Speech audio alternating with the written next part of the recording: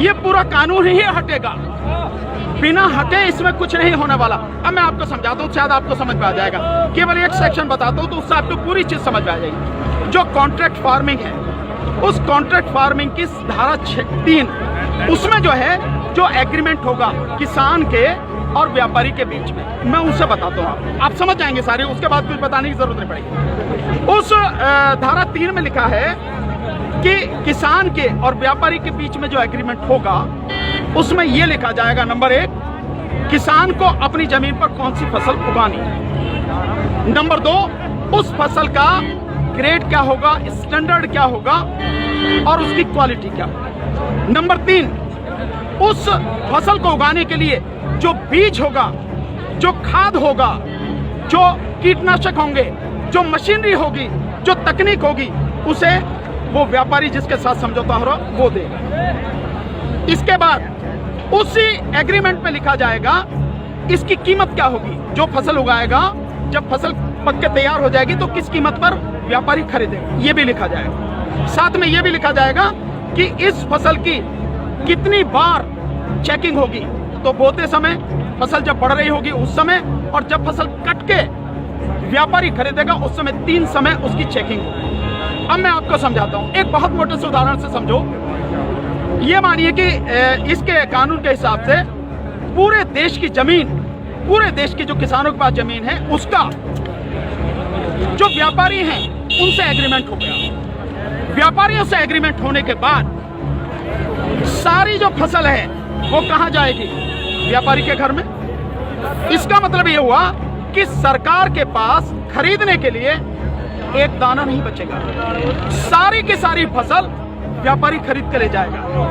और व्यापारी कितनी फसल खरीद सकता है, पहले उस पर प्रतिबंध था, अब इसेंशियल कमोडिटीज एक्ट यानी आवश्यक वस्तु अधिनियम से वो बैरिकेड हटा दी गई। यानी कि जो एक लगा रखा था बैरियर कि इससे ज्यादा नहीं कर सकते, लिमिट लगा रखी थी, लिमिट वो खत्म कर दी। इसका मतलब व्यापारी जितनी चाहे फसल खरीद के अपने गोदाम में रख सकता है। अब मानिए कि जब पूरी फसल किसान से व्यापारी के घर चली गई, तो अब थोड़ा सा पीछे आइए, 2013 में इस सरकार ने, संसद ने एक कानून बनाया था इस देश के गरीब लोगों के लिए, 82 करोड़ गरीब लोगों के लिए नेशनल फूड सिक्योरिटी एक्ट यानी राष्ट्रीय खाद्य सुरक्षा कानून। उसके तहत 82 करोड़ लोगों को 3 रुपए किलो चावल, 2 रुपए किलो गेहूं और 1 रुपए किलो मोटा अनाज देना था। अब मैं आपसे सवाल पूछता हूं, अब समझे आप कुछ। जब सारा अनाज व्यापारियों के पास चला गया, सरकार के पास कुछ नहीं है, तो सरकार इन 82 करोड़ लोगों को कहां से नाज लाएगी, पहले तो ये बताओ। इसका मतलब जो 82 करोड़ गरीब सरकारी मदद पर निर्भर था, वो खत्म हो गया।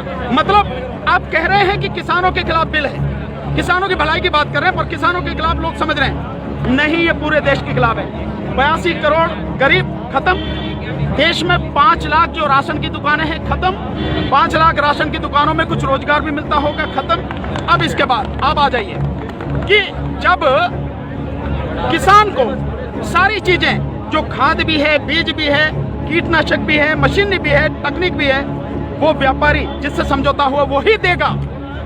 तो जो व्यापारी ये काम करते हैं, कोई खाद बेचता है, कोई बीज बेचता है, कोई मशीन बेचता है, कोई जो पेस्टिसाइड बेचता है, वो व्यापारी खत्म।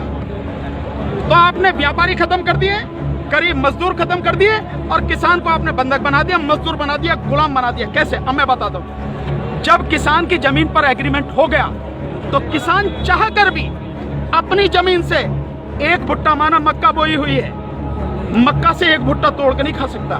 आज की तारीख में तो जाओ, मक्का से एक नहीं 10, 20, 50 जितने भुट्टे तोड़ के खाने खाओ, खूब सेक के, है नहीं है, रिश्तेदारों को भी ले जाओ। साथ में गन्ना अगर बो रखा है, एक गन्ना नहीं खा सकता। क्यों? क्योंकि व्यापारी से समझौता है। अगर एक गन्ना टूट लिया तो फिर उसके बाद में व्यापारी लड़ते रहो आप, एसडीएम के यहाँ, एडीएम के यहाँ, हो गया ना। मतलब यह है कि अपनी ही जमीन पर मैं अपने लिए, अपने बच्चों के लिए अगर मन करता है, जो फसल मैंने उगाई है, मेरी मेहनत की फसल है, उसमें से एक दाना नहीं ले सकता। ऐसे कानून का क्या करूंगा मैं? और इस कानून ने व्यापारी खत्म कर दिया, इस कानून ने मजदूर खत्म कर दिया, और साथ में जो किसान है, किसान को इतनी भी मोहलत नहीं दी गई। आज की तारीख में तो किसान किसी भी जगह से दूर से जाके यहाँ से ठीक नहीं मिला तो वहां से ले ले, वहां नहीं मिला तो वहां से ले ले, यहाँ से कम में मिला तो यहाँ से ले ले। खाद है, बीज अपनी मर्जी से ले सकता, इसके बाद नहीं, इसके बाद तो व्यापारी ही देगा। इसका मतलब यह हुआ कि चंद व्यापारियों के हाथ में पूरा देश जाने वाला। और जब व्यापारी के साथ में समझौता हो गया तो कोई बैंक भी किसान को लोन नहीं देगा, कोई भी बैंक। इसका मतलब यह हुआ कि अगर उसे पैसा चाहिए किससे लेगा? एक ही रास्ता बचा, उस व्यापारी से। तो सरकार कहती है ना कि जमीन नहीं जाएगी, ऐसे जाएगी जमीन। उसी व्यापारी से जब वो कर्जा लेगा, धीरे धीरे कर्जा बढ़ता चला जाएगा, और कर्जा बढ़ता चला जाएगा, व्यापारी का ब्याज बढ़ता चला जाएगा। लिहाजा जो किसान है अपनी ही जमीन उसी व्यापारी को बेचने पर मजबूर हो जाएगा। अब थोड़ा सा पीछे जाओ, आपको लेके जाता हूँ। 1947 से पहले क्या था? इस देश में जो साहूकार होते थे वो ऐसे ही करते थे, किसान को ब्याज दिया और वो ब्याज क्या मतलब पैसा दिया, वो पैसे पे इतना ब्याज, ब्याज पर ब्याज, ब्याज पर ब्याज, किसान की पीढ़ियां गुजर जाती थी, कर्जा नहीं उतरता था और सारी जमीन जो साहूकार के यहाँ पे चली जाती। मदर इंडिया, यही मदर इंडिया देखो, और नए उसमें देखो धर्मेंद्र जी की गुलामी देखो आप, और अगर पढ़ना हो तो गोदान पढ़ो मुंशी प्रेमचंद जी का। ये सारी चीजें बन जाते हैं। बिल्कुल भाई, पहले वो अपनी ही जमीन पर बंधुआ मजदूर बनेगा, उसके बाद में अपनी ही जमीन पर गुलाम बन जाएगा। ये है इस कानून का परिणाम जो आगे तक नजर आता है। तो सरकार ये ना समझे हमें नहीं मालूम, इसलिए ये कानून पूरे देश को तबाह करने वाला। अब एक चीज और रहेगी, उसे भी बता दो। जो मध्यम वर्ग के लोग जो आज रोटी खा रहे हैं, जब व्यापारी सारा अनाज अपने गोदामों में बंद कर लेगा तो वो जो आज उसने लिया जिस दाम पे, उससे 6 गुना, 7 गुना, 8 गुना दाम पर बेचेगा। तो जो मध्यम वर्ग के लोग जो घरों में बैठे हैं, अगर उनको बाहर आना चाहिए इस आंदोलन में, उनको आज जो अनाज या आटा 20 रुपए से 25 रुपए 30 रुपए किलो मिल रहा है, वही इस कानून के लागू होने के बाद वो आटा, वो अनाज उन्हें 5 से 6 गुना दाम पर मिलेगा। 100 रुपए, 125 रुपए, 150 रुपए किलो मिलेगा। तो असर किस पे पड़ेगा? एक भी व्यक्ति बचेगा नहीं जिस पर इस कानून का असर न पड़े। इसीलिए मैं कहता हूं कि ये किसानों के विरोध में नहीं है, देश को तबाह और बर्बाद